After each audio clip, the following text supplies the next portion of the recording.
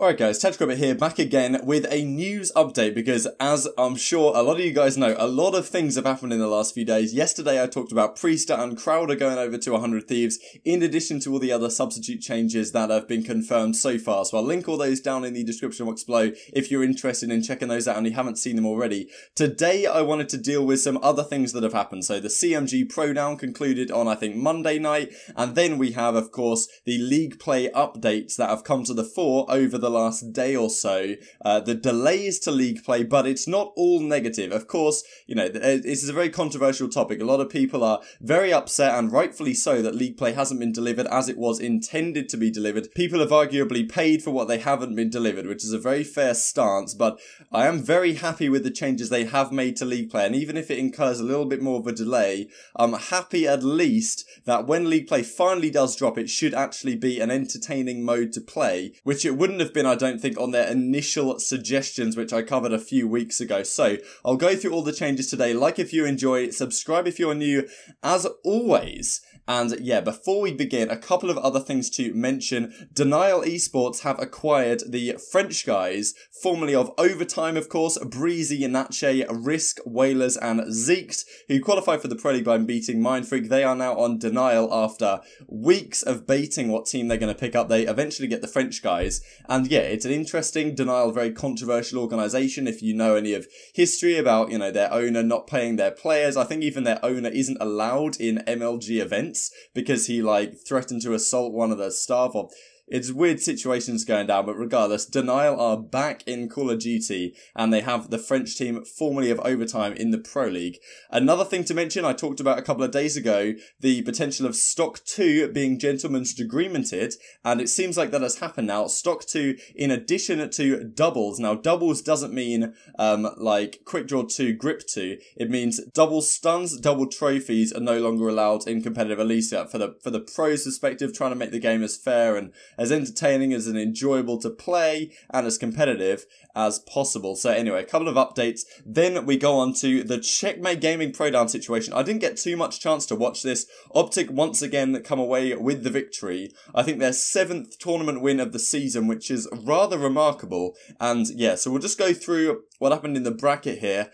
The real story of this, I thought, because, you know, everyone pretty much expects OpTic to win these at this point. They're comfortably the best team in the game right now and definitely cementing their place as such. The real interesting story is that Midnight Esports follow up their performance on LAN and come into online looking really, really strong, beat Splice, even with a substitute, because Parzelion couldn't play on the final day, so they got Methods in as a substitute, who's subbing for UYU in the league, if you guys missed that story.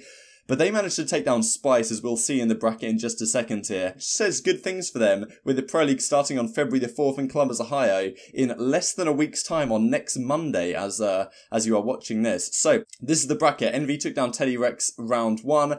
Envy actually 3-1'd E United, which usually E United are right up there with OpTic being competitive for these tournaments, but I was rather impressed with Envy here. And yeah, I'm liking the fact that they seem to be really competitive. Yes, it's online, but they didn't lose a single series at the Pro League qualifier, and you know, went 6-0 there, and here they're really mixing it up here with E United and OpTic right up at the top. OpTic actually had a fun series against Parasite's team, which was, a lot of these teams were pickup squads, like EG, E United, LG, OpTic, Splice, Envy, Spacely's team. I think these are all the actual squads. Yeah, Accelerate as well. Midnight was playing with Parzelion for the first day, but on the final day they had to play with Methods instead. But then the other teams were there was a lot of pickup teams going on. 100 Thieves didn't play this one because there was the whole roster mania going down with Priester coming into the squad. And yeah, Nameless's team, Nameless attached Chino, Godarex, and Asim off that FaZe Black squad. Then we had Parasite's team, which was a funny one. They honestly almost took this series off OpTic. Scraps, Parasite, Blaz, Lacefield, and Saints. It's a hell of a pickup squad, to be honest. And yeah, I guess they wanted to prove to someone out there that they could still compete at the top level, having, you know, a lot of these guys didn't make the Pro League. Well, everyone but Scraps didn't make the Pro League as far as I'm aware. So looking back at the bracket again, OpTic ran through the winners bracket, close series with Envy to finish it off at 3-2. LG, like, See, LG, a lot of people say that they're really bad. A lot of people say that they're much better than they have shown online. But if you're losing 3-2 to this pickup squad with Nameless, it's, haha, man, it is questionable to say the least. Getting 3-2'd by them and then just got mollywatted by OpTic as far as I can tell. Midnight did very well going through this bracket. That 3-1 on Splice was rather impressive indeed. Splice versus Spacely, an interesting round 1 matchup. Then yeah, you can look through the losers bracket. LG end up losing to Kenny's pickup squad. So a lot of pickup squads making some noise here. Splice take down EG before this rematch, Midnight versus Splice. You know, this was a close one, man. I thought this would probably go Splice's way, especially with the pickup they had with Methods coming into the squad, but wow. Midnight winning this series, super impressive, and yeah, OpTic take him down at the end. So those are the results of that one. Let's just have a quick look at OpTic's achievements so far in the Black Ops 4 season. You know, didn't have too great results in the initial 5v5 S&Ds, but since the 2Ks have started, they won every single 2K in Prodown leading into Las Vegas, so of course they won that as well. Then won the subsequent Prodown in after that in December, and then in the new year they finally lost a tournament at the start of this year, and then they're back to winning ways again, winning this Prodown once again with, of course, TP as coach, now kindly shown on CodGamepedia.com. Let's go into the update and changes we've seen over the last day or so. So firstly, we have an actual update to the game, update 1.12. A few things were changed that could be relevant for competitive play. Well, one of them definitely is a couple of glitches fixed around specialists, as you can see here. You know, resolved some issues, supposedly. Then in custom games, you have sweeping and constant minimap custom rule settings now function as intended. And yeah, who really cares about that? This is the interesting one. Closed an exploit that could briefly speed up a player's movement when rapidly ADSing in and out. Now, you may have seen a lot of the pros doing this. If you've been watching the pros play on Twitch or whatever, I'll leave all the relevant links in the description box below. ADSing in and out rapidly is it's like kind of a glitch right now, and they call it an exploit right here. It hasn't been a thing in other games, but if you spam left trigger, the game doesn't fully register you as aiming in and kind of lets you walk at like walking speed much quicker than if you were just holding aim down sights, but you can still effectively be aiming down sights because you're constantly spamming between ADS to not quite ADS. Really effective with Quick Draw 2 on the Maddox. But regardless, apparently they've now closed that exploit. But I was playing the game last night after downloading this update, and maybe it was slightly less effective than it used to be, but there's definitely still some sort of effectiveness there, and it definitely still speeds up your player's movement a little bit. So don't take Treyarch's word for granted here. I don't honestly think that they've changed too much around this issue. Anyway, the big deal is the league play situation. We're going to go through this announcement that they brought out yesterday. My favourite thing for this announcement is this first bit they bring in here. This may actually make league play fun, and if you guys aren't aware what game battles is, it's effectively before league play comes out, you can get together with a couple of your mates, or you can play solos, and you can go on this game battles website, you can find other matches to play against other players, and you just post a match, someone can accept it, you add them as a friend, and then you play them in custom games, just for XP and just for fun really, playing competitive until league play comes around, or you know, a lot of people play them instead of league play anyway because it's more competitive, get to play with your friends all the time, can play 3v3, 4v4 rather than having to play 5v5 constantly as it will be this year in league play. But the real problem with that was that the CWL rule set was just horrible because Ajax or Ijax or however you want to pronounce it was still allowed, and Talk was allowed, and the Prophet Seeker drone was allowed, and now, as of today, they are all banned. Effectively, all the gentleman's agreements. Okay, the rule set lags a little bit behind the gentleman's agreements, but a lot of these are now gone from what will be league play, and also the CWL rule set, which is just so good for actually enjoying league play when it does come to the fore. Because can you imagine playing Hardpoint and people are bringing out Ajax's shield? Like, it's just not going to be fun, is it? You're basically still playing public matches at that point. So this is more what I'm talking about. Ajax is banned, Talk is banned, Prophet Seeker Mine is banned, the Tempest is still allowed, Firebreak's Reactor Core is gone, Seraph's Tac Deploy completely gone, and then Dart and RC are also gone. Now the Dart was, in my opinion, the biggest issue in like Search and Destroy. Just horrible how easy that thing is to get and how powerful it is. Just a guaranteed kill really if you ram it into someone. All of these are now banned from competitive play, in addition to Nomad that was already banned, and I think also the Sensor Dart has been banned, but it wasn't listed here. And in addition, Zero's Ice Pick and Disruptor, they've been banned as well, and any new specialist content that comes out will remain out of competitive play by default until or unless deemed viable. So that's what I'm talking about. Okay, so the League Play update and changes. If you guys weren't aware of exactly what they announced before, basically what they said was, at the weekend there was going to be specific League Play events. Sounds very cool, but the real negative, what people didn't like about it, which I think was pretty stupid about it, was that any other time other than these special events, you couldn't play a ranked mode. It would all be unranked, it would be scrims per se.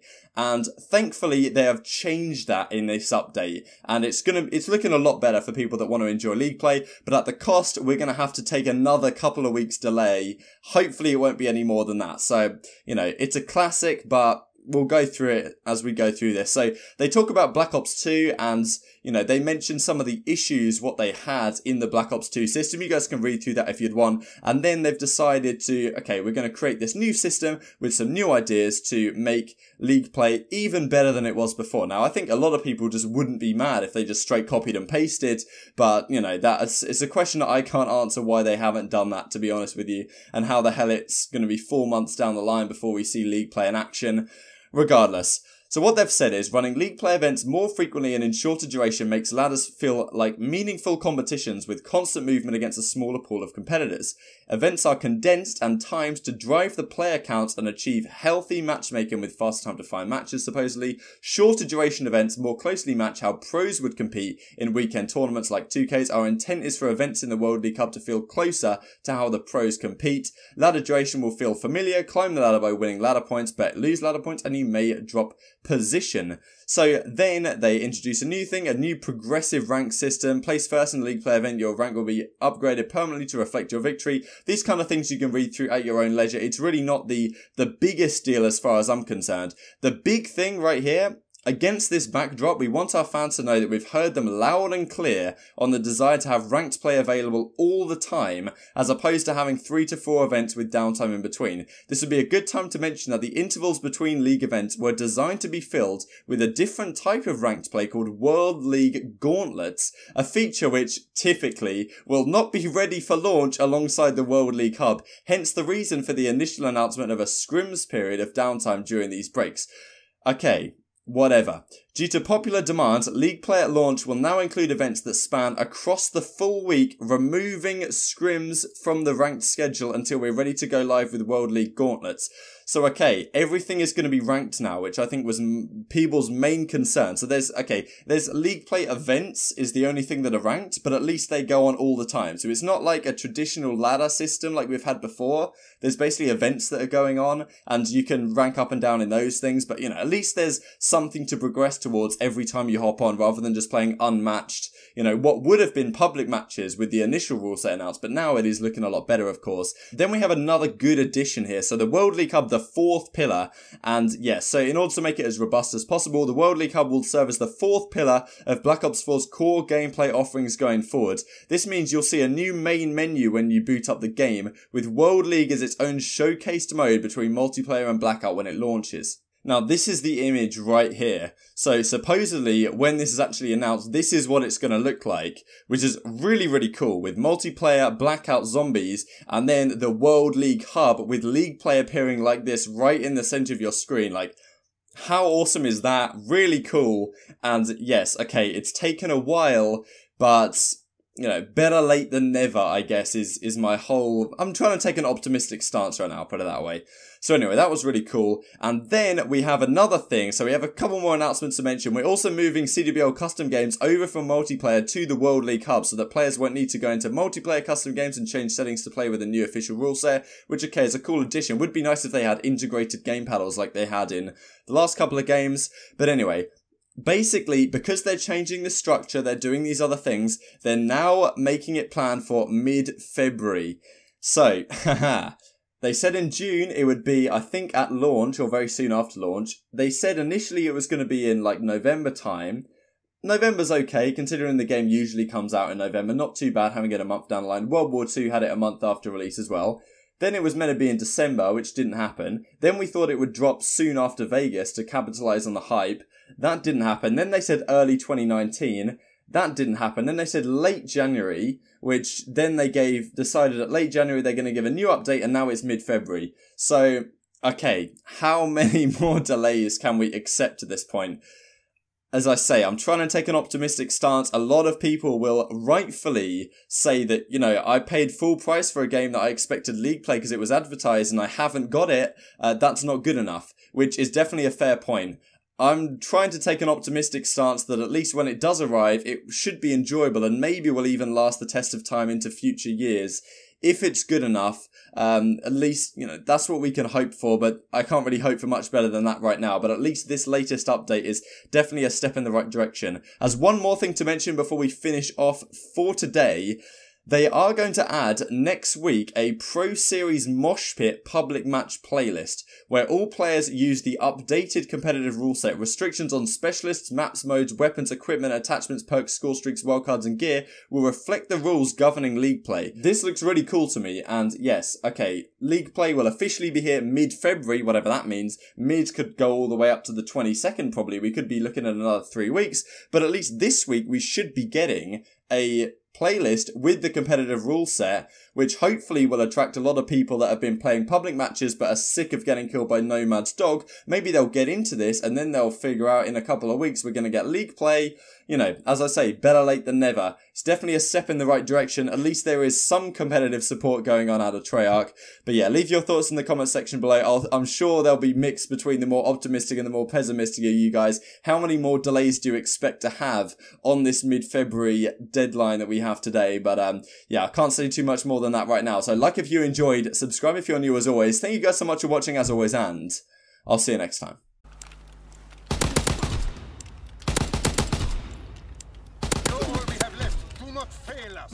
You see that, by the way?